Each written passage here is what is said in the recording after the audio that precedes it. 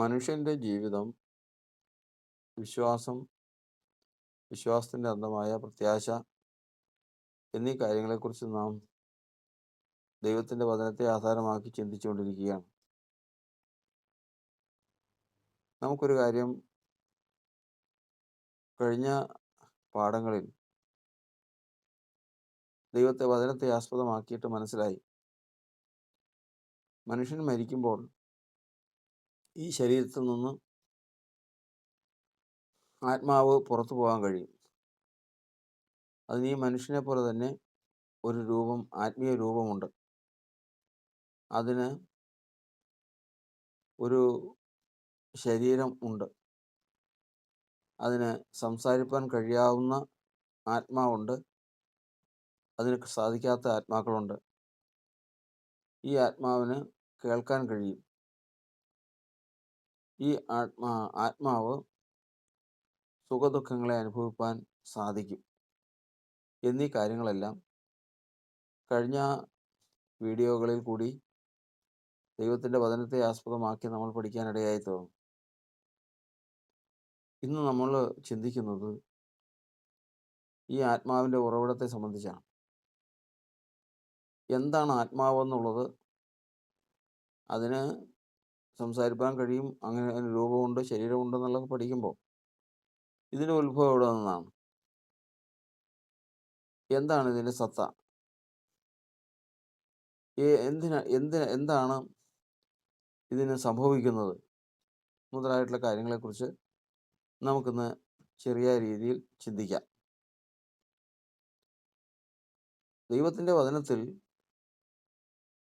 നമ്മൾ 1 പത്രോസിന്റെ ലേഖനം 2-ാം അധ്യായത്തിൻ്റെ 11 മുതലുള്ള വാക്യങ്ങൾ നമ്മൾ വായിച്ചത് പ്രകാരമാണ്: പ്രവാസികളും പരദേശികളുമായിരിക്കുന്ന നിങ്ങളുടെ ആത്മാവ്. അപ്പോൾ ഈ ആത്മാവെന്ന് പറയുന്നത് പ്രവാസിയാണ്, പരദേശിയാണ്. ആത്മാവെന്ന് പറയുമ്പോൾ ഓർത്തുകൊള്ളണം, ദേഹിയാണ്. യഥാർത്ഥ വേർഡ് ദേഹി എന്നാണ്, ഇംഗ്ലീഷിൽ സോൾ എന്നാണ്. അപ്പോൾ ഈ ദേഹി എന്ന് പറയുന്നത് മനുഷ്യൻ്റെ ഉള്ളിൽ പരദേശിയായിട്ട് വസിക്കുന്നതാണ്. മനുഷ്യൻ്റെ ശരീരം മണ്ണിൽ നിന്ന് എടുത്തിട്ടുള്ളതും, അതായത് ആദ്യ ഭാഗം അമ്മയിൽ നിന്നും ശേഷിക്കുന്ന വളർച്ചയ്ക്കുള്ളത് ഈ ഭൂമിയിൽ നിന്ന് ആഹാരത്തിൽ കൂടിയും പാനീയത്തിൽ കൂടിയും പ്രാപിക്കുന്നതാണ്.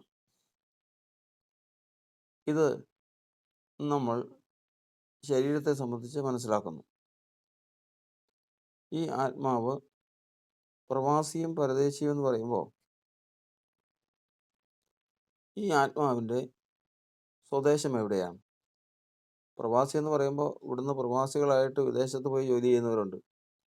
അവർ പരദേശികളുമാണ്. അവരുടെയൊക്കെയും സ്വദേശം നമ്മുടെ ഈ രാജ്യമാണ്. അവിടെ അവർ പ്രവാസികളും പരദേശികളുമായിരിക്കുന്നു എന്നർത്ഥം. ഇതുപോലെ മനുഷ്യൻ്റെ ഉള്ളിലുള്ള ആത്മാവ് പ്രവാസിയും പരദേശിയുമാണെങ്കിൽ അവരുടെ സ്വദേശം എവിടെയാണ്? ഇത് നമ്മൾ യേശു എന്ന മനുഷ്യനോട് ചേർത്ത് പഠിക്കുമ്പോഴേ അത് മനസ്സിലാവുകയുള്ളൂ. യേശു എന്ന മനുഷ്യനിൽ ദേഹം, ദേഹി, ആത്മാവെന്ന് പറയുന്ന 3 ഘടകങ്ങൾ മറ്റു മനുഷ്യരെ പോലെ തന്നെ ഉണ്ട്. ഇതിൽ പ്രവാസിയും പരദേശിയും എന്ന് നമ്മൾ മനുഷ്യരുടെ ദേഹികളെ പഠിക്കുന്നത് പോലെ തന്നെ യേശുവിൻ്റെ ദേഹിയെയും പഠിക്കാം. അപ്പോൾ യേശുവിൻ്റെ ദേഹി അത് വളർച്ച പ്രാപിച്ചു വന്നപ്പോൾ ഇത് പ്രവാസിയാണെങ്കിൽ, പരദേശിയാണെങ്കിൽ അതിൻ്റെ ഒറിജിനൽ സ്ഥലം എവിടെയാണ്? സ്വദേശം എവിടെയാണ്? ഈ പ്രവാസിയുടെയും പരദേശിയുടെയും സ്വദേശം എവിടെയാണ്? ഇവരുടെ സ്വദേശം എന്ന് പറയുന്നത്, യേശുവിൻ്റെ സ്വദേശം എന്ന് പറയുന്നത് സ്വർഗത്തിലാണ്. സ്വർഗത്തിലെവിടെ? ദൈവസിംഹാസനത്തിലാണ്. ദൈവസിംഹാസനത്തിൽ ഈ യേശുവിൻ്റെ ആത്മാവ് അല്ലെങ്കിൽ ദേഹി എങ്ങനെയിരിക്കുന്നു? അഗ്നിജ്വാലയ്ക്കത്തുള്ള കണ്ണുള്ളവനും മാറത്ത് പൊൻകച്ച കെട്ടി മുഖം സൂര്യനെ പോലെ ആ, വായിൽ നിന്ന് ഇരുവായത്തുള്ള വാൾ പുറപ്പെടുന്നതുമായ ആ ഒരു രൂപത്തിൽ, ആ ഒരു ദൈവരൂപത്തിൽ അവിടെ ആയിരിക്കുന്നു. എവിടെ? ദൈവസിംഹാസനത്തിലായിരിക്കും. അപ്പോൾ യേശുവിൻ്റെ ആത്മാവിൻ്റെ സ്വദേശം എന്ന് പറയുന്നത് സ്വർഗമാണ്. സ്വർഗത്തിൽ ദൈവസിംഹാസനമാണ്. അപ്പോൾ ആ സ്വർഗത്തിൽ ദൈവസിംഹാസനവും അല്ലെങ്കിൽ സിംഹാസനത്തിൽ ഇരിക്കുന്ന ആ രൂപവും യേശുവിൻ്റെ ദേഹിയും തമ്മിൽ എന്താണ് ബന്ധം? യേശുവിൻ്റെ ദേഹി എന്ന് പറയുന്നത് ആ അഗ്നിജ്വാലയ്ക്കത്തുള്ള കണ്ണുള്ളവനാണോ? അങ്ങനെ നമ്മൾ പഠിക്കുന്നില്ല. അവിടെ നമ്മൾ പഠിക്കുന്നത് മനുഷ്യൻ്റെ ഹൃദയമെന്ന് പറയുന്നത് കണ്ണാടി പോലെയാണ്. 2 കൊരിന്ത്യർക്കെഴുതിയ ലേഖനം 3-ാം അധ്യായത്തിൻ്റെ 17, 18, 19 തുടങ്ങിയ വാക്യങ്ങൾ നമ്മൾ വായിക്കുമ്പോൾ ഈ ആത്മാവിൻ്റെ മുഖം എന്ന് പറയുന്നത് വെളിപ്പെടുന്നത് ഹൃദയത്തിലാണ്, മനുഷ്യൻ്റെ ഹൃദയത്തിലാണ്. ഹൃദയത്തിൻ്റെ അവസ്ഥയാകട്ടെ കണ്ണാടിയുടെ പ്രവർത്തനമാണ്. എന്ന് പറഞ്ഞാൽ ഒരു കണ്ണാടിയുടെ പ്രവർത്തനം എന്ന് പറഞ്ഞാൽ രാവിലെ 7 മണി 8 മണി ആകുമ്പോൾ സൂര്യൻ ഉദിച്ചാൽ ഒരു കണ്ണാടി 2-3 കണ്ണാടികളിൽ പുറത്ത് കൊണ്ടുപോയി മുറ്റത്ത് വെച്ച് കഴിഞ്ഞാൽ ഒരു 9 മണിയാകുമ്പോഴത്തേക്കും മുറ്റത്ത് 2 കണ്ണാടിയാണ് വെച്ചതെങ്കിൽ ഉയരത്തിൽ ഉദിച്ച സൂര്യനെ കൂടാതെ മുറ്റത്ത് 2 കണ്ണാടിയിലും സൂര്യൻ ഉദിച്ചു നിൽക്കുന്നതാണ്.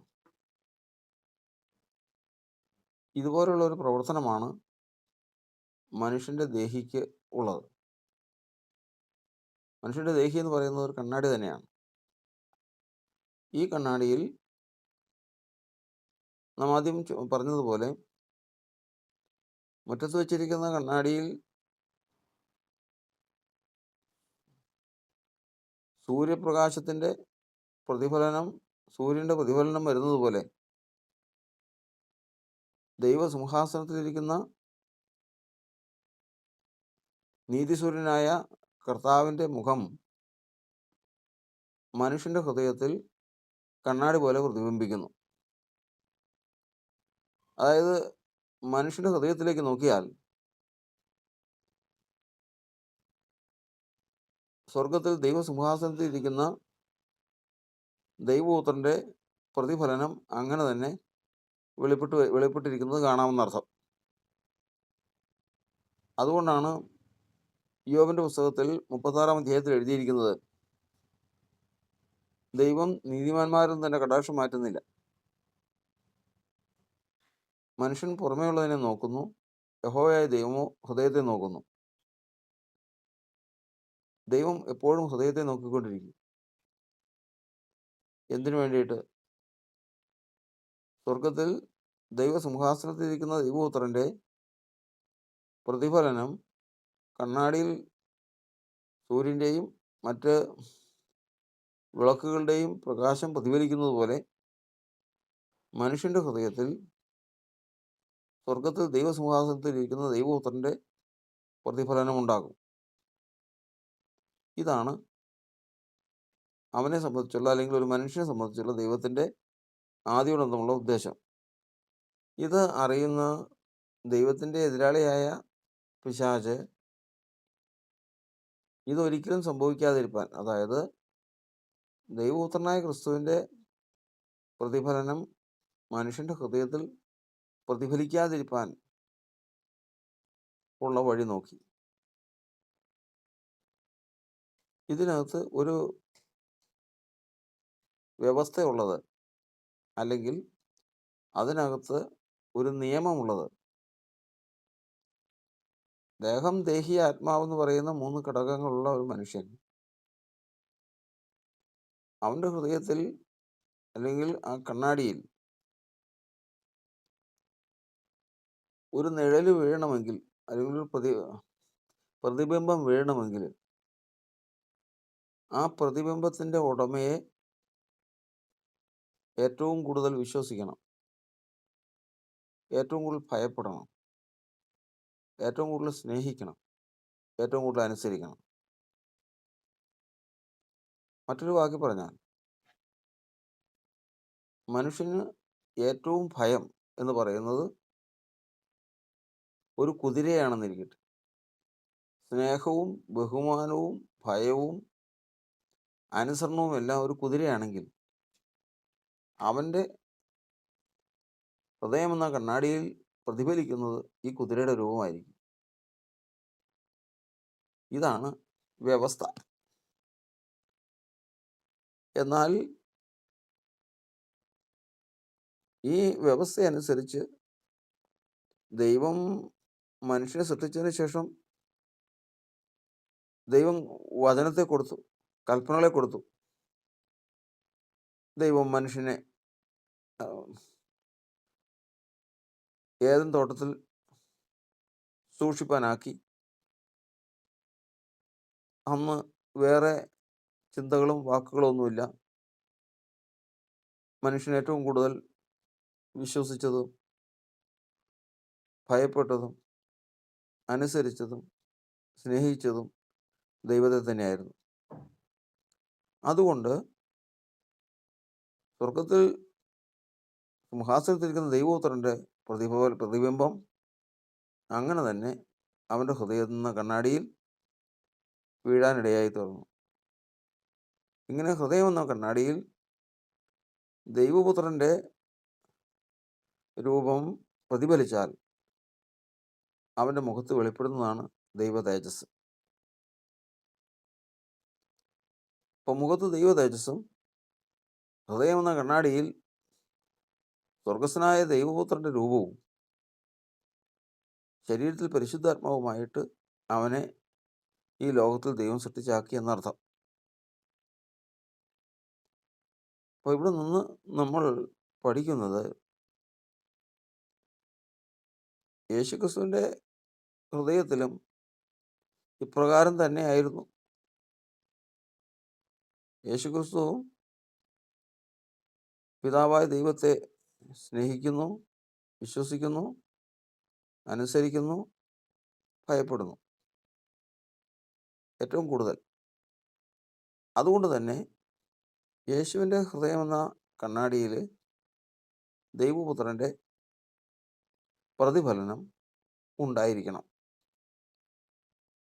അതുകൊണ്ട് തന്നെ അവൻ്റെ മുഖത്ത് ദൈവതേജസ് ഉണ്ടായിരിക്കണം. എന്നാൽ ഈ കാര്യം ഉണ്ടായിരുന്നതായിട്ട് നാം കാണുന്നില്ല. കാരണം അവനെ കാണുന്നവർ മുഖം മറച്ചു കളയത്തക്കവണ്ണം അവൻ നിന്ദിതനായിരുന്നു എന്നാണ് വചനം. അവൻ്റെ മുഖത്ത് ഈ പറഞ്ഞ തേജസ് ഉണ്ടായിരുന്നില്ല. അപ്പോൾ അവിടെ എന്താണ് വിഷയം? അവിടെ വിഷയം മറ്റൊന്നുമല്ല, ദൈവം സകല മനുഷ്യരുടെയും പാപങ്ങളെ അവൻ്റെ മേൽ ചുമത്തി. അവനിൽ പാപമുണ്ടായിരുന്നില്ല, പാപഫലമുണ്ടായിരുന്നു. അതായത് ഒരുവൻ പാപം ചെയ്താൽ ആ പാപത്തെ ഏറ്റെടുക്കുന്ന ഒരു ശരീരമായി അവൻ്റെ ശരീരം ദൈവം പണിതു എന്നാണ് നമ്മൾ വചനത്തിൽ നിന്ന് പഠിക്കുന്നത്. പാപമറിയാത്തവനെ നാം അവനിൽ ദൈവത്തിൻ്റെ നീതിയാകേണ്ടതിന് നമുക്ക് വേണ്ടി അവനെ ദൈവം പാപമാക്കി. അവൻ നമുക്ക് വേണ്ടി പാപമായി തീർന്നു. അവനിൽ പാപം ഉണ്ടായിരുന്നില്ല. എന്തെന്നാൽ അവൻ്റെ രക്തം നിഷ്കളങ്ക രക്തം തന്നെയാണ്. അവനിൽ പാപം സ്വാധീനിച്ചിരുന്നതുമില്ല. പാപം ഒഴികെ സകലത്തിലും നമുക്ക് തുല്യനായി പരീക്ഷിക്കപ്പെട്ടവനത്രേ നമുക്കുള്ളത്. അപ്പോൾ ഇവിടെ നിന്ന് നമ്മൾ പഠിക്കുന്നത് പ്രകാരമാണ്. യേശുവിൻ്റെ ആത്മാവ് എന്ന് പറയുന്നത് എന്താണ് എന്നുള്ളതാണ് നമ്മൾ ഇവിടെ പഠിക്കുന്നത്. യേശുവിൻ്റെ ദേഹി എന്ന് പറയുന്നത് എല്ലാ മനുഷ്യരുടേതും പോലെ ഒരു കണ്ണാടിയാണ്.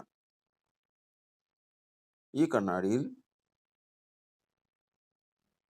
സ്വർഗസ്ഥനായ ദൈവപുത്രൻ്റെ പ്രതിഫലനമാണ് ഉണ്ടായിരിക്കേണ്ടത്.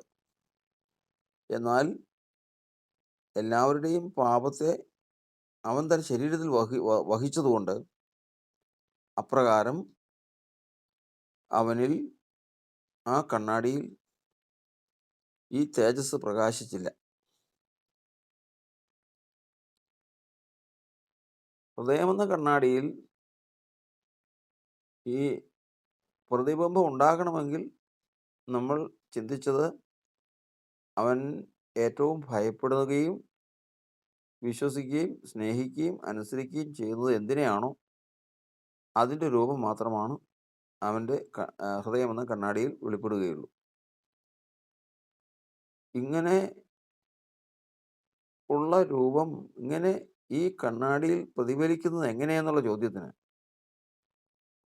ഉത്തരം ഇതാണ്: സ്വർഗത്തിലിരിക്കുന്ന ദൈവപുത്രൻ പരിശുദ്ധാത്മാവിനാൽ ജ്ഞാനമായി ഭൂമിയിലേക്ക് വരുന്നു. പരിശുദ്ധാത്മാവിനാൽ ദൈവപുത്രൻ ജ്ഞാനമായിട്ട് ഭൂമിയിലേക്ക് വരുന്നു. ദൈവപുത്രൻ്റെ തന്നെ വിവിധ അവസ്ഥകളാണ് ക്രിസ്തു, ദൈവശക്തി, ദൈവജ്ഞാനം, ആമേൻ, ദൈവോധനം എന്നീ ഭാഗങ്ങൾ. പരിശുദ്ധാത്മാവ് ആണ് ഇത് വഹിക്കുന്നത്. ദൈവപുത്രൻ്റെ എല്ലാ അവസ്ഥകളെയും വഹിക്കുന്നത് ദൈവത്തിൻ്റെ പരിശുദ്ധാത്മാവാണ്. അതായത് നോഹയുടെ കാലത്ത് ന്യായവിധിയുടെ പ്രസംഗിച്ചത് ക്രിസ്തു ആത്മാവിൽ ഭൂമിയിൽ ചെന്ന് നോഹയിൽ കൂടി പ്രസംഗിച്ചെന്നാണ്. അപ്പോൾ ക്രിസ്തു എവിടെ പോകണമെങ്കിലും, ക്രിസ്തു ഏത് പ്രവൃത്തി ചെയ്യാനായിട്ട് പോകണമെങ്കിലും പരിശുദ്ധാത്മാവിലാണ് പോകുന്നത്. ഓർക്കണം, 1 പത്രോസ് ലേഖനം 3:18 മുതൽ വായിക്കുമ്പോൾ, ആത്മാവിൽ അവൻ ചെന്നു തടവിലുള്ള ആത്മാക്കളോട് പ്രസംഗിച്ചു. ആത്മാവിൽ ചെന്നു. ക്രിസ്തു ഈ പ്രപഞ്ചത്തിൽ എവിടെ പോയിരുന്നാലും പോകുന്നത് ആത്മാവിലാണ്, പരിശുദ്ധാത്മാവിലാണ്. ക്രിസ്തു അപ്രകാരം പോകുന്നതെങ്കിൽ ദൈവജ്ഞാനവും പോകുന്ന അങ്ങനെയാണ്. അങ്ങനെയെങ്കിൽ ദൈവശക്തി പോകുന്ന അങ്ങനെയാണ്. അങ്ങനെ ദൈവപുത്രൻ പോകുന്ന അങ്ങനെയാണ്. അങ്ങനെ ക്രിസ്തുവിൻ്റെ എല്ലാ അവസ്ഥകളും സ്വർഗത്തിൽ നിന്ന് എവിടെ പോകണമോ അത് ആത്മാവിലാണ് പോകുന്നത്. ഇതുപോലെ തന്നെ ഇവിടെ നമ്മൾ പഠിക്കുന്നത്, ഭൂമിയിൽ വെച്ചിരിക്കുന്ന ഒരു കണ്ണാടിയിൽ ആകാശത്തുദിക്കുന്ന സൂര്യൻ്റെ പ്രതിഫലനം വരുന്നത് എങ്ങനെ എന്നുള്ള ചോദ്യത്തിന് പഠിക്കുന്ന കുട്ടികൾക്ക്, വിശേഷാൽ സയൻസ് പഠിക്കുന്ന കുട്ടികൾക്കും മറ്റുള്ള ശാസ്ത്രപരമായിട്ടുള്ള കാര്യങ്ങൾ പഠിക്കുന്ന കുട്ടികൾക്ക് നിഷ്പ്രയാസം പറയാൻ കഴിയും. സൂര്യനിൽ നിന്ന് ഉദിക്കുന്ന പ്രകാശം ഇത്രയും കിലോമീറ്ററുകൾ സഞ്ചരിച്ച് ഭൂമിയിൽ വരികയും അതിൻ്റെ കിരണങ്ങൾ കണ്ണാടിയിൽ പതിക്കുകയും കണ്ണാടിയുടെ പിറകിൽ വെച്ചിട്ടുള്ള മെർക്കുറി അടിസ്ഥാനപ്പെട്ട ആ ഷീറ്റിൽ അത് വീഴുകയും വന്ന പ്രകാശത്തെ അത് അങ്ങനെ തന്നെ പ്രതിഫലിപ്പിക്കുകയും ചെയ്യുന്നു. അങ്ങനെ ആ കണ്ണാടിയിൽ സൂര്യൻ്റെ പ്രതിഫലനം ഉണ്ടാകുന്നുവെന്ന് പറയാൻ കഴിയും. അത് നമുക്ക് സംശയമില്ലാതെ മനസ്സിലാക്കാനും സാധിക്കും. എന്നാൽ മനുഷ്യൻ്റെ ഹൃദയമെന്ന കണ്ണാടിയിൽ ദൈവപുത്രനായ ക്രിസ്തുവിൻ്റെ രൂപം വരുന്നത് എങ്ങനെയെന്നുള്ള ചോദ്യത്തിന് അതിന് മറുപടി പ്രകാരമാണ്. ഓരോ വചനങ്ങളും നമ്മൾ ഗ്രഹിക്കണം. ദൈവപുത്രന് പലവിധ അവസ്ഥകളുണ്ട്. ദൈവശക്തിയെന്നും ദൈവജ്ഞാനമെന്നും ക്രിസ്തുവെന്നും ആമേനെന്നും വചനമെന്നും പലതരത്തിലുള്ള അവസ്ഥകളുണ്ട് ദൈവപുത്രന്. ദൈവപുത്രൻ തന്നെ ഓരോ ലക്ഷ്യങ്ങൾക്കും ദൈവിക ഉദ്ദേശത്തിന് പോകുമ്പോഴും ഓരോ അവസ്ഥയിലാണ് പോകുന്നത്. അതായത് സീനായി മലയിൽ പുത്രനായിട്ട് പോകുവാനിടയായി തീർന്നു. ഒഹോലിയാബിലും ബെസലേലിലും ദൈവജ്ഞാനമായിട്ട് പോകാനിടയായി തീർന്നു. ശിംശോനിൽ ദൈവശക്തിയായിട്ട് പോകാനിടയായി തീർന്നു. നോഹയിൽ കൂടി പ്രസംഗിച്ച വചനമായിട്ട് പോകാനിടയായി തീർന്നു. അപ്പോൾ ഇതെല്ലാം ആളൊന്നാണ്. ഈ വചനം എന്ന് പറയുന്നതും ജ്ഞാനം എന്ന് പറയുന്നതും ശക്തി എന്ന് പറയുന്നതും ക്രിസ്തു എന്ന് പറയുന്നതും ദൈവപുത്രൻ എന്ന് പറയുന്നു, ആമേൻ എന്ന് പറയുന്നു, ആളല്ല ഒന്നാണ്. വിവിധ അവസ്ഥകൾ പറയുന്നതേ ഉള്ളൂ. ഇത് ഏതവസ്ഥയാകുന്നുവെങ്കിലും സ്വർഗത്തിൽ നിന്ന് ഇതിൽ ഏതവസ്ഥ എങ്ങോട്ട് പോകണമെങ്കിലും പരിശുദ്ധാത്മാവിൽ മാത്രമേ പോകൂ. അങ്ങനെയാണ് നോഹയുടെ കാലത്ത് പോയത്. അങ്ങനെയാണ് ഒഹോലിയാബിൻ്റെ കാലത്ത് പോകാനിടയായി തീർന്നത്. അപ്പോൾ ഇവിടെ നമ്മൾ ചിന്തിക്കുന്നത്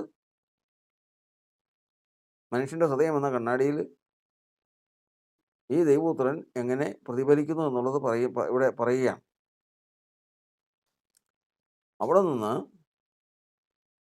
പുറപ്പെട്ട പരിശുദ്ധാത്മാവ് ദൈവജ്ഞാനവുമായിട്ടാണ് പുറപ്പെട്ടത്. ദൈവജ്ഞാനം എന്ന് പറഞ്ഞാൽ ദൈവപുത്രൻ്റെ തന്നെ മറ്റൊരവസ്ഥയാണ്. ദൈവസിംഹാസനത്തിൽ നിന്ന് പുറപ്പെട്ടു. അതിൻ്റെ തെളിവിലേക്കായി 1 പത്രോസിൻ്റെ ലേഖനം 1:12 എഴുതിയിരിക്കുന്നത്, സ്വർഗത്തിൽ നയിച്ച പരിശുദ്ധാത്മാവിനാൽ നിങ്ങളോട് സുവിശേഷം അറിയിച്ചവർ അതിപ്പോൾ നിങ്ങളെ ഗ്രഹിപ്പിച്ചിരിക്കുന്നു. ആ വാക്യം ഏറ്റവും പ്രധാനമാണ്. സ്വർഗത്തിൽ നയിച്ച പരിശുദ്ധാത്മാവിനാൽ. അപ്പോൾ സ്വർഗത്തിൽ നിന്ന് പരിശുദ്ധാത്മാവ് പുറപ്പെട്ടു, സുവിശേഷ വചനവുമായി പുറപ്പെട്ടു. പുറപ്പെട്ട് ഭൂമിയിലേക്ക് വന്നു. ഈ പരിശുദ്ധാത്മാവ് അപ്പോസ്തലന്മാരിൽ വസിച്ചു. അപ്പോസ്തലന്മാരിൽ കൂടി വചനം പുറത്തേക്ക് വന്നു. ഇതിനെ സംബന്ധിച്ചാണ് വചനത്തിൽ നമ്മൾ പഠിക്കുന്നത്, ക്രിസ്തു എന്നിൽ സംസാരിക്കുന്നു എന്നതിന് നിങ്ങൾ തുമ്പ് അന്വേഷിക്കുന്നുവെന്ന് കൊരിന്ത്യർക്ക് ലേഖനം എഴുതുമ്പോൾ അപ്പോസ്തലനായ പൗലോസ് പറഞ്ഞിരിക്കുന്നു. അപ്പോൾ പരിശുദ്ധാത്മാവ് അപ്പോസ്തലനായ പൗലോസിൽ വന്നു. പൗലോസിൽ കൂടി പ്രസംഗിച്ച വചനം, സുവിശേഷ വചനം, അത് ക്രിസ്തു തന്നെയായിരുന്നു. നാം ആദ്യം പറഞ്ഞതുപോലെ ക്രിസ്തുവിൻ്റെ വിവിധ അവസ്ഥകളിൽ ഒരവസ്ഥയാണ് സുവിശേഷ വചനം. ജ്ഞാനം, ശക്തി മുതലായിട്ടുള്ള കാര്യങ്ങളെല്ലാം അതെ. അപ്പോൾ അവിടെ അപ്പോസ്തലനായ പൗലോസ് സുവിശേഷ വചനം ആത്മാവിനാൽ പ്രസംഗിച്ചപ്പോൾ യഥാർത്ഥത്തിൽ ക്രിസ്തുവിനെയാണ് പ്രസംഗിച്ചത്. ഞങ്ങളോ ക്രൂശിക്കപ്പെട്ട ക്രിസ്തുവിനെ പ്രസംഗിക്കുന്നു എന്നാണ് വചനം. അങ്ങനെ ക്രൂശിക്കപ്പെട്ട ക്രിസ്തുവിനെ പ്രസംഗിച്ചു. ഈ പ്രസംഗം കേട്ടപ്പോൾ വചനത്തിൽ നമ്മൾ പഠിക്കുന്നത്, സ്വർഗത്തിൽ നിന്ന് അയച്ച പരിശുദ്ധാത്മാവിനാൽ നിങ്ങളോട് സുവിശേഷം അറിയിച്ചവർ അതിപ്പോൾ നിങ്ങളെ ഗ്രഹിപ്പിച്ചിരിക്കുന്നു. ഇത് കേട്ടവൻ്റെ ചെവികളിൽ ഈ വചനമെത്തി, സുവിശേഷ വചനം എത്തി.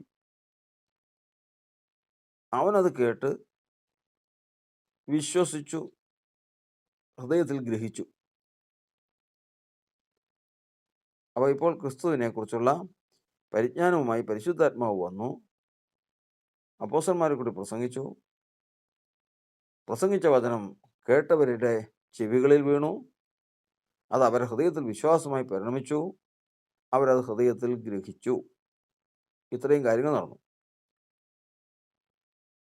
വീണ്ടും ഇവിടെ സംഭവിക്കുന്നത് 1 തെസ്സലോനിക്കർ ലേഖനത്തിൽ എഴുതിയിരിക്കുന്നത്, ഞങ്ങൾ നിങ്ങളോട് പ്രസംഗിച്ച ദൈവത്തിൻ്റെ വചനം മനുഷ്യൻ്റെ വചനമായിട്ടല്ല, സാക്ഷാലാകുന്നത് പോലെ ദൈവത്തിൻ്റെ വചനമായിട്ട് തന്നെ നിങ്ങൾ കൈക്കൊണ്ടു. അപ്പോൾ വചനം ഇത്രയും കണ്ണിയായി. സ്വർഗത്തിൽ നിന്ന് പരിശുദ്ധാത്മാവ് സുവിശേഷ വചനവുമായി ഭൂമിയിൽ വന്നു. അപ്പോസ്തലന്മാരെ കൂടി പ്രസംഗിച്ച വചനം കേട്ടു. കേട്ടവരുടെ ഉള്ളിൽ എത്തി. അവരത് വിശ്വസിച്ചു, അവരുടെ ഉള്ളിൽ സംഗ്രഹിച്ചു. വിശ്വസിച്ച നിങ്ങളിൽ അത് വ്യാപരിച്ചുകൊണ്ടിരിക്കുന്നു. വചനം ഇവരിൽ വ്യാപരിച്ചുകൊണ്ടിരിക്കുന്നു. ഈ വ്യാപരിച്ച വചനം അവർ അനുസരിച്ചപ്പോൾ അതിന് യാക്കോബിൻ്റെ ലേഖനം 2-ാം അധ്യായത്തിൽ എഴുതിയിരിക്കുന്നത്, പ്രവൃത്തിയില്ലാത്ത വിശ്വാസം നിർജീവമാണ്. അപ്പോൾ പ്രവൃത്തിയുള്ള വിശ്വാസമോ ജീവനാണ്. അപ്പോൾ വ്യാപരിച്ച വചനം ഇവർ പ്രവർത്തിച്ചപ്പോൾ അല്ലെങ്കിൽ അനുസരിച്ചപ്പോൾ ഇവരിൽ ജീവനായി തീർന്നു. ഏത് ജീവൻ? ക്രിസ്തുവിൻ്റെ ജീവനായി തീർന്നു. ക്രിസ്തുവിൻ്റെ ജീവനായി തീർന്നു. അതുകൊണ്ടാണ് അപ്പോസ്തലനായ യോഹന്നാൻ സുവിശേഷം എഴുതുമ്പോൾ ഇപ്രകാരം പറഞ്ഞിരിക്കുന്നത്, ഞാൻ ഇത് എഴുതുന്നത് എന്തിനാന്ന് വെച്ച് കഴിഞ്ഞാൽ, യേശു ദൈവപുത്രനായ ക്രിസ്തു എന്ന് നിങ്ങൾ വിശ്വസിക്കേണ്ടതിനും വിശ്വസിച്ചിട്ട് അവൻ്റെ നാമത്തിൽ നിങ്ങൾക്ക് ജീവൻ ഉണ്ടാകേണ്ടതിനും വേണ്ടിയിട്ടാണ് ഇത് എഴുതിയിരിക്കുന്നത്. അപ്പോൾ വിശ്വസിച്ചവരിൽ ഇത് ക്രിസ്തുവിൻ്റെ ജീവനായി തീരണം. അപ്പോൾ ഇവിടെ സ്വർഗത്തിൽ ദൈവസിംഹാസനത്തിലിരിക്കുന്ന ദൈവപുത്രനായ ക്രിസ്തു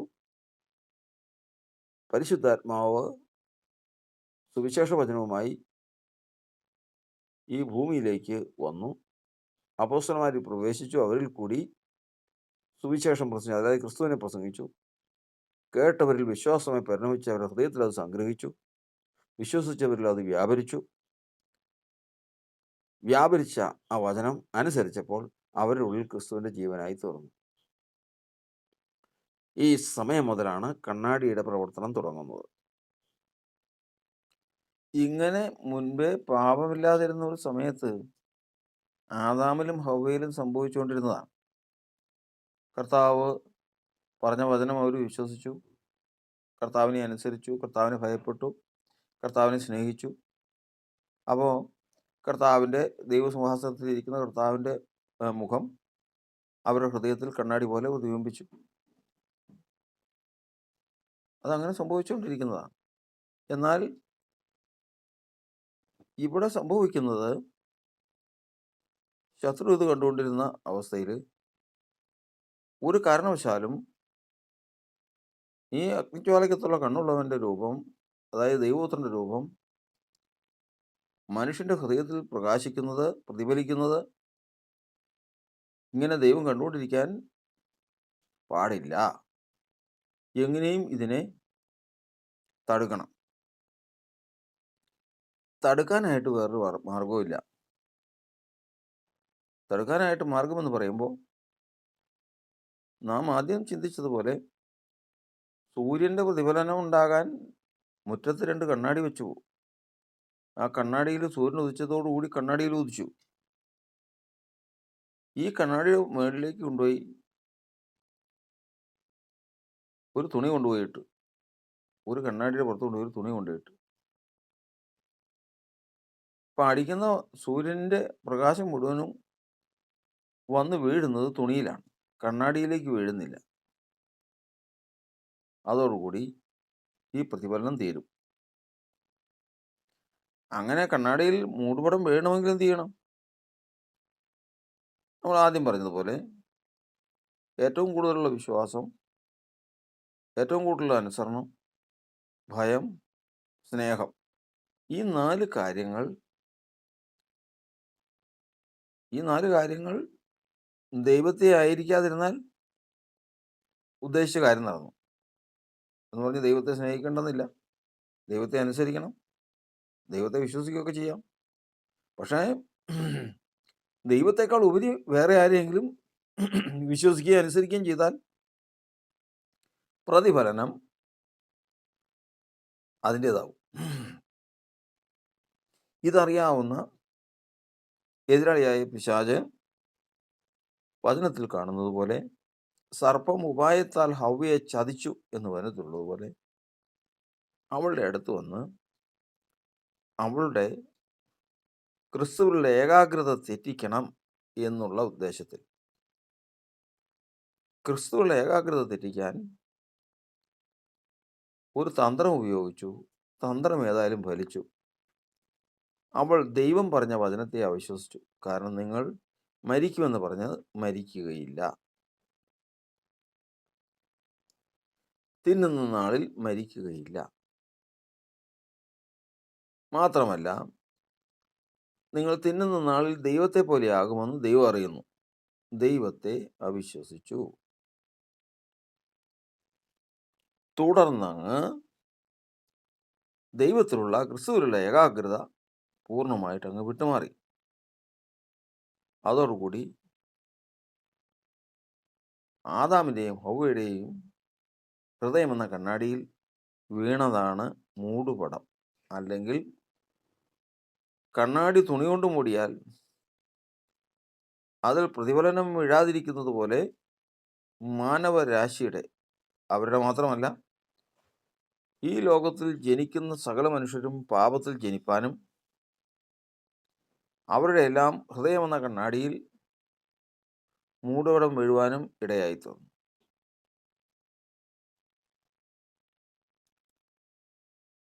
ഈ മൂടുപടം വെറുതെ നീങ്ങിപ്പോവുകയില്ല.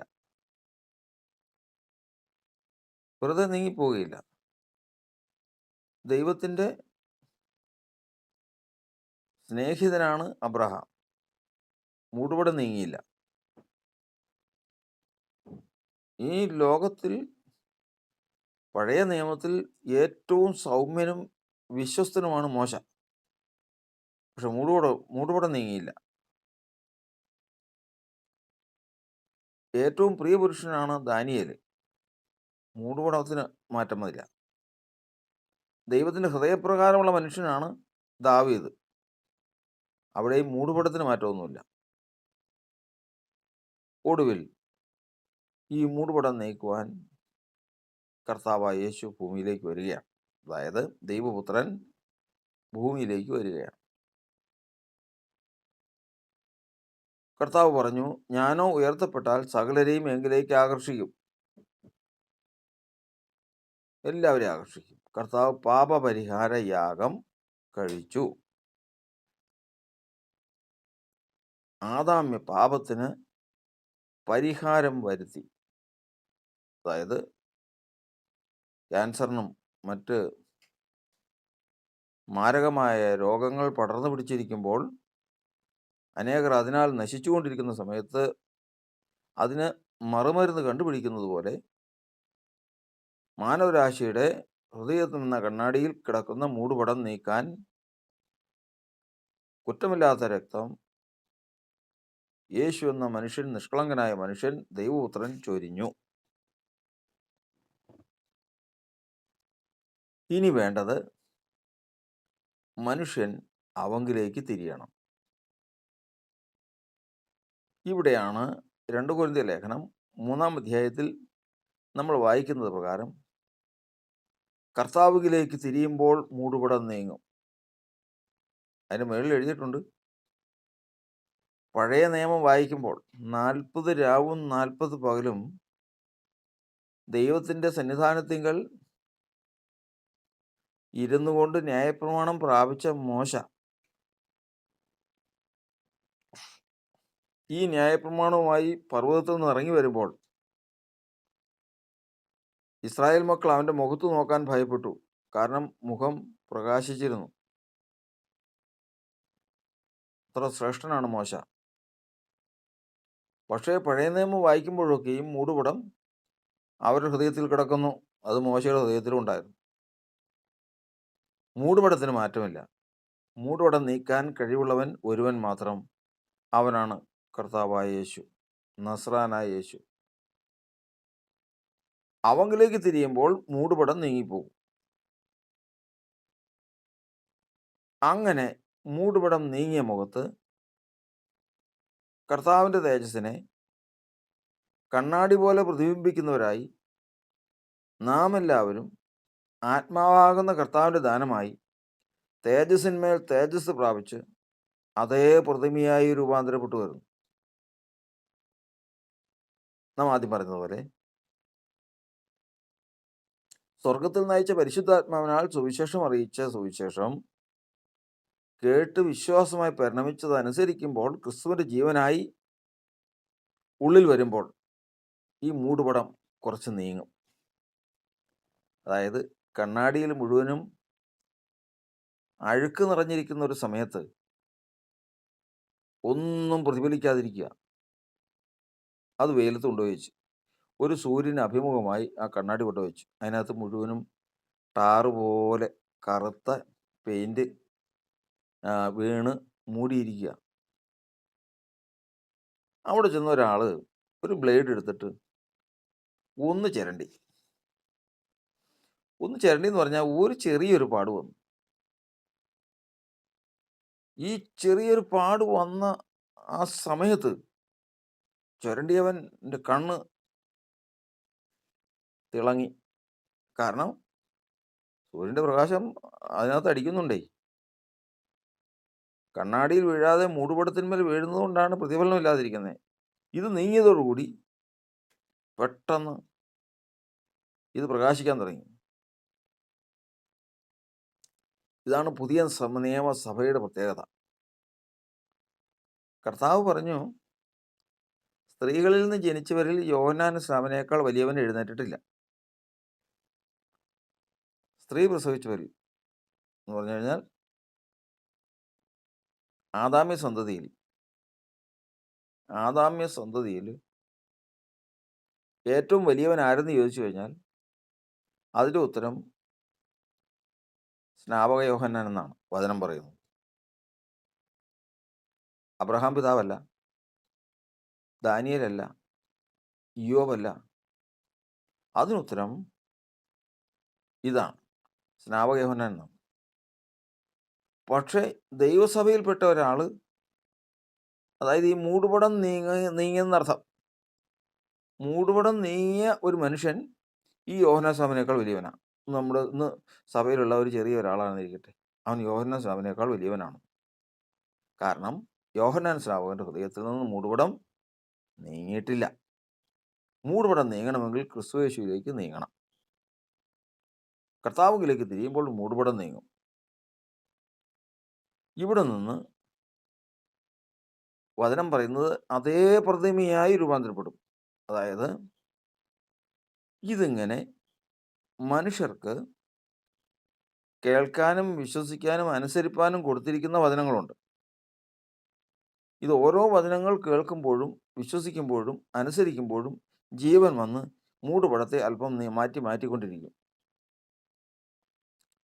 ഒടുവിൽ തങ്ങൾക്ക് വെച്ചിരിക്കുന്ന മൂടുപടം മുഴുവനും നീക്കി കഴിയുമ്പോൾ അതേ പ്രതിമ, ഏത് പ്രതിമ? ക്രിസ്തുയേശു എന്ന പ്രതിമ, അഗ്നിജ്വാലക്കത്തുള്ള കണ്ണുള്ളവൻ, മാറത്ത് പൊൻകച്ച കെട്ടിയവൻ, ഇന്നലെയും ഇന്നും എന്നേക്കും അനന്യനായിരിക്കുന്ന കർത്താവ് എങ്ങനെ ഇരിക്കുന്നുവോ അതേ പ്രതിമയായി തന്നെ രക്ഷിക്കപ്പെട്ടവൻ്റെ ഹൃദയത്തിലും ഈ കണ്ണാടിയിലും വെളിപ്പെടും. അതുകൊണ്ടാണ് ദൈവത്തിൻ്റെ വചനം നമ്മെ പഠിപ്പിക്കുന്നത്. യോഹന്നാൻ്റെ ലേഖനം 3-ാം അധ്യായത്തിൽ നമ്മൾ വായിക്കുകയാണ്, കാൺമീൻ ദൈവമക്കളെന്ന് വിളിക്കപ്പെടുവാൻ പിതാവ് നമുക്ക് എത്ര വലിയ സ്നേഹം നൽകിയിരിക്കുന്നു. നാം അങ്ങനെയാകുന്നു. അവൻ വരുമ്പോൾ നാം അവനെ താൻ ഇരിക്കുന്നത് പോലെ തന്നെ കാണുന്നതാകൊണ്ട് അവനോട് സദൃശന്മാരാകുമെന്നറിയുന്നു. ഇന്ന് നമ്മൾ അവനെക്കുറിച്ച് പഠിച്ചുകൊണ്ടിരിക്കുക. അവൻ പ്രത്യക്ഷമാകുമ്പോൾ അവനെക്കുറിച്ച് സത്യത്തിൽ അറിയുന്നവർ, യഥാർത്ഥത്തിൽ ക്രിസ്തുയേശു ആരെന്ന് യഥാർത്ഥത്തിൽ ഗ്രഹിച്ചിരിക്കുന്ന ഒരു കൂട്ടമുണ്ട്. അവർ അവനെപ്പോലെ തന്നെയായിത്തീരും. അതായത് കണ്ണാടിയിൽ പ്രതിബിംബം വീഴുമ്പോൾ ഒറിജിനലിനും പ്രതിബിംബത്തിനും തമ്മിൽ അശേഷം വ്യത്യാസമില്ലാതിരിക്കുന്ന പോലെ ക്രിസ്തുയേശുവിൻ്റെ രൂപത്തിനും ഭക്തന്മാരുടെ ഹൃദയത്തിൽ വീണിരിക്കുന്ന മൂടുപടം നീങ്ങിയ കണ്ണാടിയിലും പ്രതിഫലിക്കുന്ന പ്രതിബിംബം ഒരുപോലെയായിത്തീരും. ഇതാണ് ആത്മാവിൻ്റെ പ്രവർത്തനവും മനുഷ്യൻ്റെ പ്രത്യാശയും. അപ്പോഴും ഇവിടെ ഉള്ള വിഷയം, നമ്മൾ ചിന്തിച്ച് തുടങ്ങിയ വിഷയത്തിലേക്ക് ഇതുവരെ വന്നിട്ടില്ല. ഈ ആത്മാവെന്ന് പറയുന്നത് എന്താണ്? പ്രവാസികളാണ്, പരദേശികളാണെന്ന് നമ്മൾ സമ്മതിച്ചു, നമ്മൾ പഠിച്ചു. അപ്പോൾ ഇതിന് ഈ പ്രവാസിയും പരദേശിയുമായിരിക്കുന്ന നമ്മുടെ ആത്മാവെന്ന് പറയുമ്പോൾ നമ്മുടെ സ്വദേശം എന്ന് പറയുന്നത് എവിടെയാണ്? യേശുവിൻ്റെ സ്വദേശം എന്ന് പറയുന്നത് സ്വർഗമാണ്. സ്വർഗത്തിൽ അവൻ എങ്ങനെ ഇരിക്കുന്നു എന്ന് ചോദിച്ചു കഴിഞ്ഞാൽ അഗ്നിജ്വാലക്കത്തുള്ള കണ്ണുള്ളവനായിട്ട് അവിടെ ഇരിക്കുന്നു. ഇവിടെ നമ്മൾ അതിൻ്റെ കൃത്യമായിട്ടുള്ള ആ പോയിന്റിലേക്ക് വരികയാണ്. യേശുവിന് സകലത്തിലും തൻ്റെ സഹോദരന്മാരോട് സദൃശനാകാൻ ആവശ്യമായിരുന്നു. അതായത് നമ്മുടെ ഉള്ളിലും ഒരാത്മാവുള്ളതുപോലെ യേശുവിൻ്റെ ഉള്ളിലും ആത്മാവുണ്ടായിരുന്നു. യേശുവിൻ്റെ ഉള്ളിൽ ആത്മാവ് എന്ന് പറയുന്നതും നമ്മുടെ ഉള്ളിലെ പോലെ തന്നെ പരദേശിയാണ്. അവൻ്റെ സ്വദേശം എന്ന് പറയുന്നത് സ്വർഗമാണ്, സ്വർഗാതി സ്വർഗമാണ്. സ്വർഗാതി സ്വർഗത്തിൽ ദൈവരൂപത്തിൽ ഇരിക്കുന്നവനാണ്. അവൻ ആ രൂപത്തിൽ വരാതെ ദാസരൂപത്തിൽ ലോകത്തിലേക്ക് വന്നവനാണ്. ഇവിടെ ചോദിക്കുന്ന ചോദ്യം, ഇവൻ്റെ ദേഹി പരദേശിയാണെങ്കിൽ, അല്ലെങ്കിൽ ആത്മാവ് പരദേശിയാണെങ്കിൽ സ്വർഗത്തിൽ നിന്നും ഇറങ്ങിപ്പോന്നല്ലോ. അപ്പോൾ സ്വർഗം കാലിയായിരുന്നോ? ദൈവരൂപത്തിലിരിക്കെ ദൈവത്തോടുള്ള സമത്വം മുറുകെ പിടിച്ചൊള്ളണമെന്ന് വിചാരിക്കാതെ ദാസരൂപം എടുത്ത് ഈ ഭൂമിയിലേക്ക് വന്നപ്പോൾ സ്വർഗം കാലിയായിരുന്നോ? അവിടെ ദൈവപുത്രൻ ഇല്ലായിരുന്നോ? ദൈവജ്ഞാനം ഇല്ലായിരുന്നോ? സകല പ്രപഞ്ചത്തിൻ്റെയും ആധാരമാണ് ദൈവജ്ഞാനമായ ക്രിസ്തു. അവൻ അങ്ങനെ ഇല്ലാതാകാനോ അവിടെ നിന്ന് മറ്റൊരു ഇടത്തേക്ക് മാറിപ്പോകാനോ ഒന്നും സാധ്യമാകുകയില്ല. അതുകൊണ്ട് യോഹന്നാൻ്റെ സുവിശേഷത്തിൽ നമ്മൾ പഠിക്കുന്നത് 3-ാം അധ്യായത്തിൽ പ്രകാരം വായിക്കുന്നു, സ്വർഗത്തിൽ നിന്ന് ഇറങ്ങി വന്നവനായി സ്വർഗത്തിൽ ഇരിക്കുന്നവനായ മനുഷ്യപുത്രനല്ലാതെ ആരും സ്വർഗത്തിൽ കയറിയിട്ടില്ല. അപ്പോൾ സ്വർഗത്തിൽ നിന്ന് ഇറങ്ങി വരുന്നവൻ ഈ ദാസരൂപത്തിൽ ഇവിടെ വരുമ്പോൾ തന്നെ സ്വർഗത്തിലുണ്ട്. സ്വർഗത്തിൽ ഇരിക്കുന്ന അവൻ്റെ രൂപം അഗ്നിജ്വാലയ്ക്കത്തുള്ള കണ്ണും, ഭൂമിയിൽ അവൻ്റെ രൂപം മനുഷ്യരൂപവും. അതുകൊണ്ടാണ് ദൈവത്തിൻ്റെ വചനം പറയുന്നത്, ഇവൻ എൻ്റെ പ്രിയപുത്രൻ, ഇവനിൽ ഞാൻ പ്രസാദിച്ചിരിക്കുന്നു എന്നുള്ള ശബ്ദം അതിശ്രേഷ്ഠ തേജസ്സിങ്കൽ നിന്ന് വന്നപ്പോൾ. അതിശ്രേഷ്ഠ തേജസ്സിങ്കൽ എന്ന് പറഞ്ഞാൽ തേജസ്സിൻ്റെ കർത്താവാണ് ക്രിസ്തു. അപ്പോസ്തലന്മാർ പറഞ്ഞു, ഞങ്ങൾ അവൻ്റെ തേജസ് ദൈവത്തിൽ നിന്നുള്ള ഏകജാതനായ അവൻ്റെ തേജസ്സായി കണ്ടു. അപ്പോൾ ഇവിടെ വന്ന യേശുവിൽ ദൈവപുത്രനായ ഏകജാതനായ ദൈവപുത്രൻ ഈ അഗ്നിജ്വാലയ്ക്കത്തുള്ള കണ്ണുള്ളവൻ്റെ തേജസ്സായിട്ട് ഇവിടെ കണ്ടെന്നു. അപ്പോൾ യേശു ഇവിടെ ഉള്ളപ്പോൾ തന്നെ ദൈവരൂപത്തിൽ സ്വർഗത്തിലിരിക്കുന്നുണ്ട്. കാരണം അവൻ എല്ലാത്തിനും ആധാരമാണ്. അതില്ലാതെ പോകാനോ അത് മാറിപ്പോകാനോ സാധ്യമല്ല. അതവിടെ എന്നും ഉണ്ടാവും. അപ്പോൾ അവിടെ ഉള്ളതും ഇവിടെ ഉള്ളതുമായിട്ടുള്ള ബന്ധം എന്താണ്? ഇവിടെ ഉള്ളതുമായിട്ടുള്ള ഒരു ബന്ധം, ഒന്ന്, അവൻ്റെ ആത്മാവാണ് പരിശുദ്ധാത്മാവ്. ആ പരിശുദ്ധാത്മാവിനാൽ ഉളവായതാണ് ക്രിസ്തുവിൻ്റെ ജീവരക്തം. സകല മനുഷ്യരുടെയും രക്തം ആദാമിൻ്റെ രക്തം പകർന്നു വന്നതാണ്. എല്ലാ മനുഷ്യരുടെയും രക്തം ആദാമെന്ന് പറയുന്ന ഒരു മനുഷ്യനിൽ നിന്ന് പകർന്നതാണ്. എന്നാൽ യേശുവിൻ്റെ മാത്രം രക്തം ദൈവത്തിൻ്റെ പരിശുദ്ധാത്മാവിനാൽ മറിയയിൽ ഉളവായ ജീവനാണ്. അപ്പോൾ ദൈവത്തിൻ്റെ രക്തം തന്നെയാണെന്നർത്ഥം.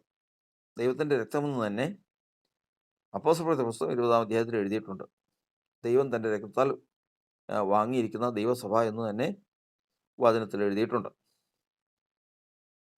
അപ്പോൾ ഈ രക്തം ദൈവത്തിൻ്റെ രക്തമാണ്, ദൈവത്തിൻ്റെ പരിശുദ്ധാത്മാവിനാൽ ഉളവായതാണ്. അതുകൊണ്ടാണ് അവനെ ദൈവപുത്രൻ എന്ന് പറയുന്നത്. ഈ പുത്രത്വം ആദാമിനുണ്ടായിരുന്നില്ല. ആദാമിൻ്റെ രക്തം ഉളവായി വന്നത് പരിശുദ്ധാത്മാവിനാൽ ഉളവായ ജീവനിലല്ല. ആദാമിനെ സൃഷ്ടിച്ചു നിർത്തിയതിനു ശേഷം അവൻ്റെ മൂക്കിൽ ജീവശ്വാസം ഊതി അവൻ ജീവനുള്ള ദേഹിയായി തീർന്നു. ഒന്നാം മനുഷ്യൻ മണ്ണുകൊണ്ടുള്ളവൻ, ഭൂമിയിൽ നിന്നുള്ളവൻ എന്ന് വചനപ്രകാരം. എന്നാൽ ക്രിസ്തുവിൻ്റെ ജീവൻ അങ്ങനെയല്ല. പിന്നെയോ, അവളിൽ ഉൽപ്പാദിതമായിരിക്കുന്നത് പരിശുദ്ധാത്മാവിനാലാകുന്നു. ഇവൻ്റെ ജീവൻ മാത്രം ഉളവായി വന്നത് പരിശുദ്ധാത്മാവിനാലാണ്. അതുകൊണ്ടാണ് ഒന്നാമത്തെ അവൻ്റെ ജനനത്തിങ്കൽ തന്നെ അവൻ ദൈവപുത്രനാണ്. ലോകത്തിൽ, പ്രപഞ്ചത്തിൽ ഒരു മനുഷ്യ ജീവിതങ്ങളും ജന്മനാ ദൈവപുത്രന്മാരല്ല. ദൈവത്തിൻ്റെ മക്കളായി ജനനം കൊണ്ട് ഒരാളുമില്ല. ആദാം പോലും ദൈവത്തിൻ്റെ ആത്മാവിനാൽ സൃഷ്ടിക്കപ്പെട്ട് നിന്നതിന് ശേഷം മൂക്കിൽ ജീവശ്വാസം ഊതി അവന് കൽപ്പന കൊടുത്ത് ആ കൽപ്പന വിശ്വസിച്ചതോടുകൂടി അവൻ ദൈവപുത്രൻ എന്നുള്ള പദവിയിൽ എത്തിയതേ ഉള്ളൂ. ആ പദവി നഷ്ടപ്പെട്ടു പോകാവുന്നതാണ്. ലോകത്തിൽ മനുഷ്യചരിത്രത്തിൽ നമ്മൾ പഠിക്കുന്നത് ശലോമോനെ ദൈവത്തിൻ്റെ മകനെന്ന് പറഞ്ഞിരിക്കുന്നു. ഇസ്രായേൽ ജനത്തെ ദൈവത്തിൻ്റെ മക്കളെന്ന് പറഞ്ഞിരിക്കുന്നു. ആദാം ദൈവത്തിൻ്റെ മകനെന്ന് പറഞ്ഞിരിക്കുന്നു. ഇങ്ങനെ ദൈവത്തിൻ്റെ പുത്രന്മാരെന്ന് ദൈവത്തിൻ്റെ സഭയെ പറഞ്ഞിരിക്കുന്നു.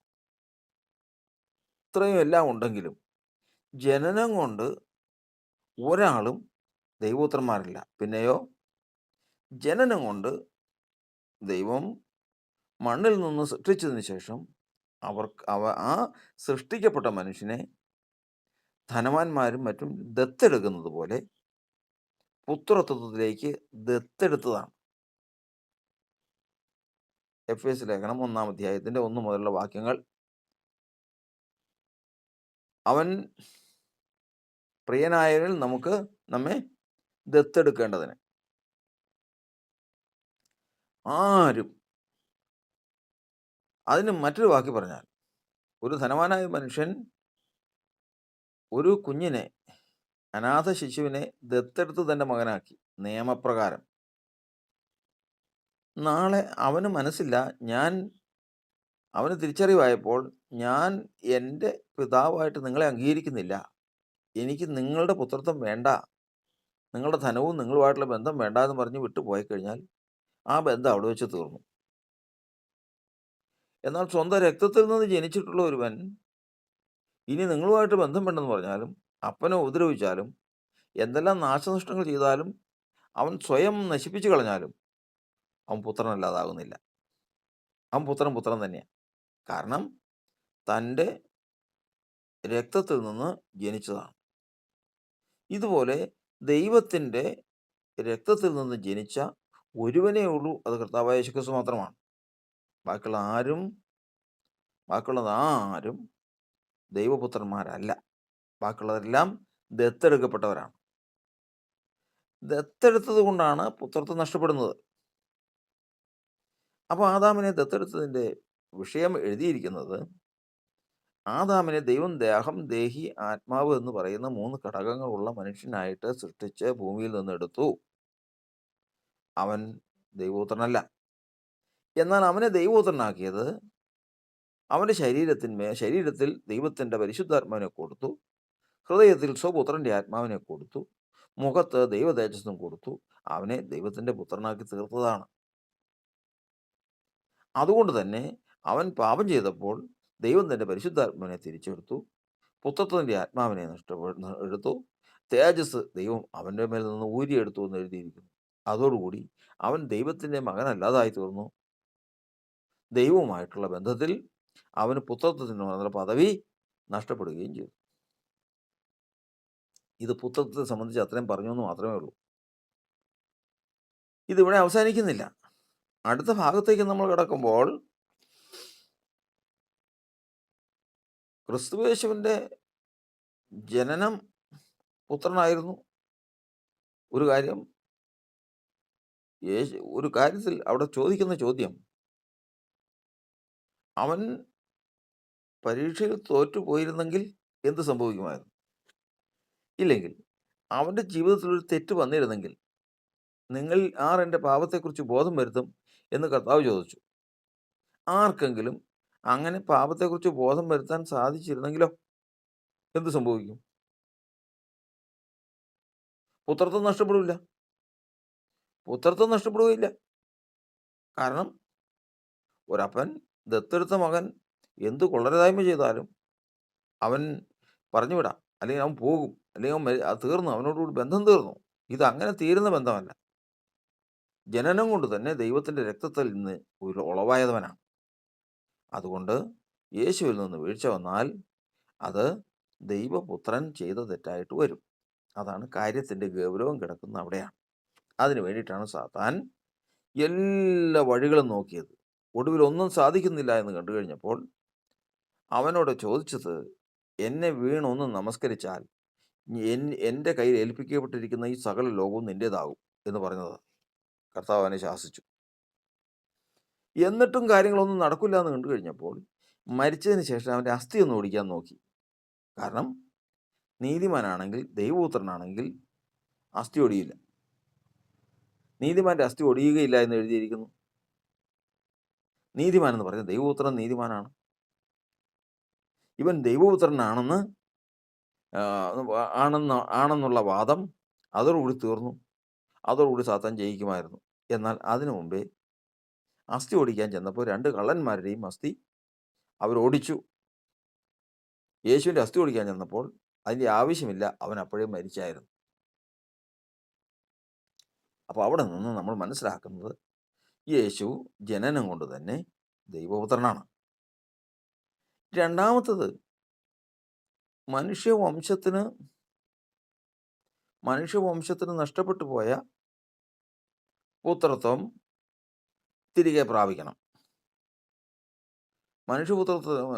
മനുഷ്യവർഗത്തിന് ദത്തെടുക്കപ്പെട്ട നിലയിൽ ആദാമിന് ദൈവം കൊടുത്ത പുത്രത്വം എങ്ങനെയായിരുന്നു? നിങ്ങൾ ദൈവത്തിൻ്റെ പരിശുദ്ധാത്മാവിൻ്റെ നിങ്ങളിൽ വസിക്കുന്ന ദൈവത്തിൻ്റെ പരിശുദ്ധാത്മാവിൻ്റെ മന്ദിരമാവുന്നു നിങ്ങളുടെ ശരീരം.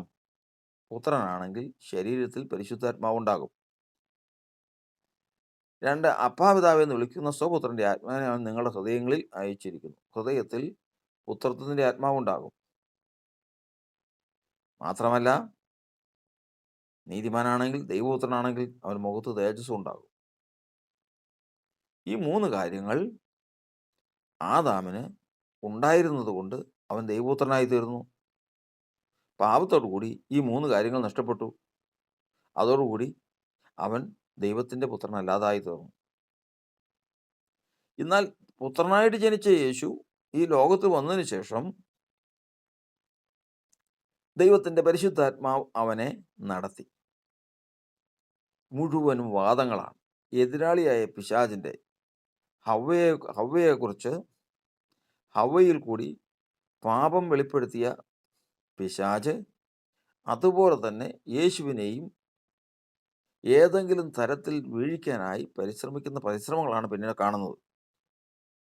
എന്നാൽ പരിശുദ്ധാത്മാവ് അവനെ ശോധനയ്ക്കായി വിട്ടുകൊടുത്തു.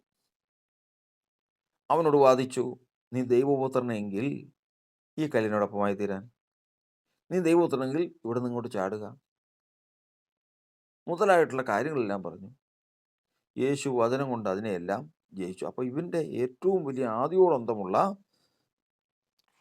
തർക്ക വിഷയമാണ് യേശു ദൈവപുത്രനല്ല.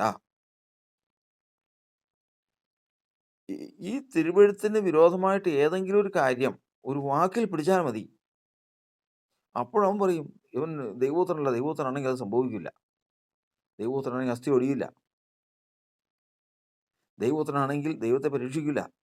അപ്പം അതിന് വേണ്ടിയിട്ടുള്ള തന്ത്രങ്ങളാണ് ഈ മുഴുവൻ കൊണ്ടുവന്നത്. പക്ഷേ യേശു അതിനെയൊക്കെയും ജയിക്കാനിടയായി തീർന്നു. അങ്ങനെ സകല പരീക്ഷയും തികച്ച് ദുഷ്ടൻ തോറ്റ് പിന്മാറി മരിച്ച് അടക്കപ്പെട്ട് യേശുവിൻ്റെ ആത്മാവ് പാതാളത്തിലേക്ക് ഇറങ്ങി. ഇവിടെയാണ് നമ്മൾ ചിന്തിക്കുന്ന ചിന്തയുടെ മെയിൻ പോയിന്റ് കിടക്കുന്നത്. ഈ കാര്യത്തിൻ്റെ തുടർച്ച അങ്ങോട്ട് തീർത്താൽ നമുക്കതിലേക്ക് വീണ്ടും മടങ്ങി വരാം. യേശു മരിച്ചു.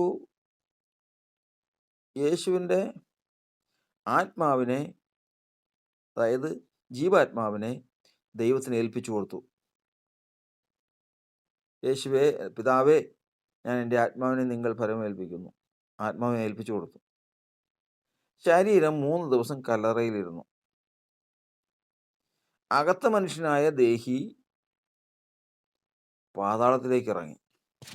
ഈ 3 ഭാഗങ്ങൾ നമ്മൾ വചനപ്രകാരം ചിന്തിച്ചു കൊള്ളണം. അതായത്, പിതാവേ, ഞാൻ എൻ്റെ ആത്മാവിനെ നിങ്ങൾ ഫലമേൽപ്പിക്കുന്നു. ആത്മാവ് ദൈവത്തിനെ ഏൽപ്പിച്ചു കൊടുത്തു. സ്പിരിറ്റായി പറയുന്നത്, ജീവാത്മാവായി പറയുന്നത്. ശരീരം കല്ലറയിൽ കൊണ്ടുപോയി വെച്ചു. ജീവനില്ല. ഇതിനകത്ത് വസിച്ചിരുന്ന ദേഹി, അകത്തെ മനുഷ്യൻ, പാതാളത്തിലേക്ക് ഇറങ്ങി.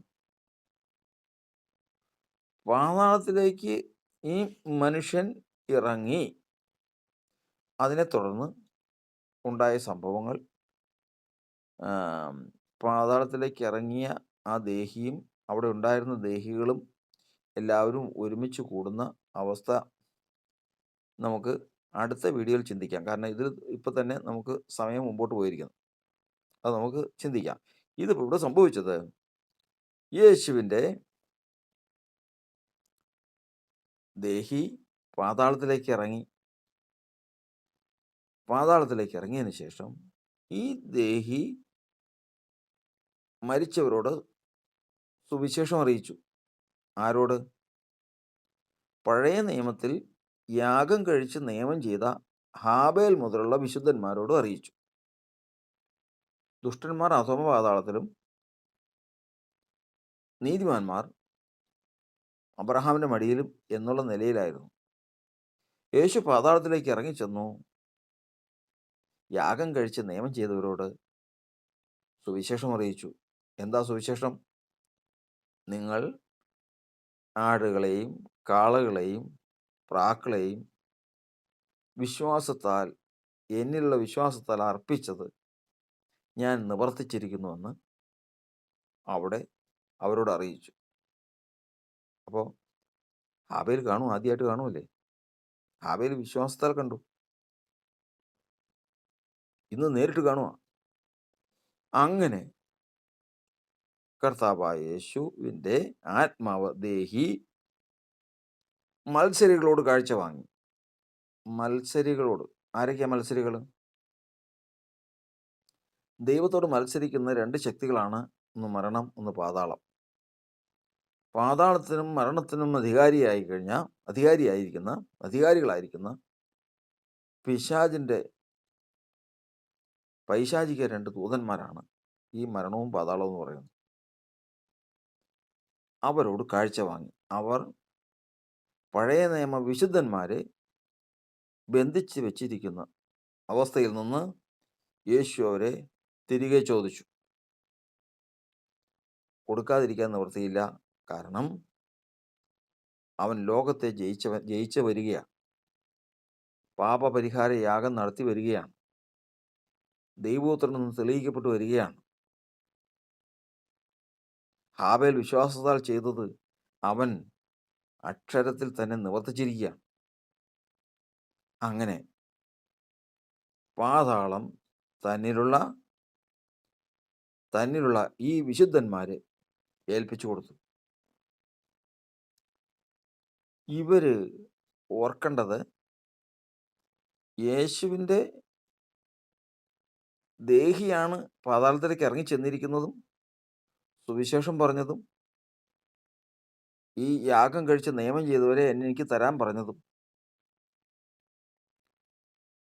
പാതാളവും നരകവും വിട്ടുകൊടുക്കുകയും ചെയ്തു. ഇവരുമായിട്ട്, ഈ വിശുദ്ധന്മാരുമായി, യാഗം കഴിച്ച് നിയമം ചെയ്ത വിശുദ്ധന്മാരുമായി ഇവര് ഭൂമിയുടെ അധോഭാഗങ്ങളിൽ നിന്ന് പുറത്തേക്കിറങ്ങി. പുറത്തേക്കിറങ്ങിയതിന് ശേഷം നമ്മൾ മത്തായി സുവിശേഷത്തിൽ പഠിക്കുന്നത്, അവിടെ നിന്ന് കല്ലറകളിൽ ഉള്ള വിശുദ്ധന്മാരുടെ ശരീരങ്ങൾ ഉയർത്തെഴുന്നേറ്റു. പാതാളത്തിൽ നിന്ന് അബ്രഹാമിൻ്റെ ശരീരം ഉണ്ടാവും, ഇസഹാക്കിൻ്റെ, യാക്കോബിൻ്റെ, നോഹയുടെ, ഇങ്ങനെയുള്ള അനേക വിശുദ്ധന്മാരുണ്ട്. അവരെല്ലാവരും ദേഹി ഭൂമിക്കുള്ളിൽ നിന്ന് പുറത്തേക്ക് വന്ന് അവരെ അടക്കിയിരിക്കുന്ന ഓരോ കല്ലറകളിൽ നിന്ന് അവർ ശരീരത്തോടുകൂടി ഉയർത്തെഴുന്നേറ്റു. ഈ ദേഹികൾക്ക് ശരീരം കിട്ടിയെന്ന്. അങ്ങനെ അവര് ശരീരം തിരിച്ചു കിട്ടിയവര് അവരവരുടെ തലമുറകളുടെ വീട്ടിൽ ചെന്ന് അവർക്ക് പ്രത്യക്ഷമായി.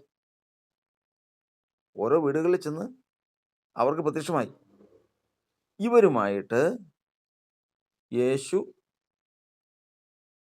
ഉയരത്തിലേക്ക് പോകാൻ പോവാ. അപ്പോൾ ഇവിടെ കിട്ടിയത് ആർക്കൊക്കെയാണ്? പാതാളത്തിലേക്ക് ചെന്ന് സുവിശേഷം പറഞ്ഞ യേശുവിൻ്റെ ദേഹി ഇവരുമായി ഉയരത്തിലേക്ക് വന്ന് മൂന്നാം നാൾ താൻ ഉയർത്തെഴുന്നേറ്റു. ഒന്നാമത് തനിക്ക് ശരീരം കിട്ടി. യേശുവിൻ്റെ ദേഹിക്ക് ശരീരം കിട്ടി.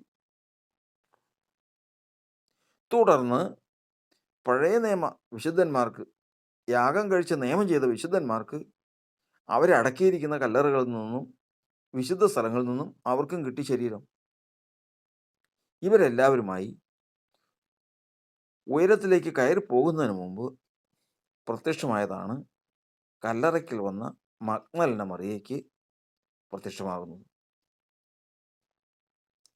അതുകൊണ്ടാണ് മറിയയോട് പറയുന്നത്, മറിയ സന്തോഷം കൊണ്ട് ഓടി വന്നപ്പോൾ, മറിയേ, എന്നെ തുടരുത്, ഞാൻ ഇതുവരെ പിതാവിൻ്റെ അടുക്കൽ കയറി പോയിട്ടില്ല എന്ന് പറഞ്ഞതാണ്. അങ്ങനെ മറിയയോട് സുവിശേഷം അറിയിച്ച് സഹോദരന്മാരോട്, അതായത് ശിഷ്യന്മാരോട് ചെന്ന് പറയാൻ കൽപ്പിച്ചതിന് ശേഷം യേശു പാതാളത്തിൽ നിന്ന് വിടുവിക്കപ്പെട്ട വിശുദ്ധന്മാരുമായി ഉയരത്തിലേക്ക് പോയി. എന്നാൽ അവരെ എവിടെ പാർപ്പിച്ചു എന്ന് നമുക്ക് വ്യക്തമായിട്ട് എഴുതിയിട്ടില്ല.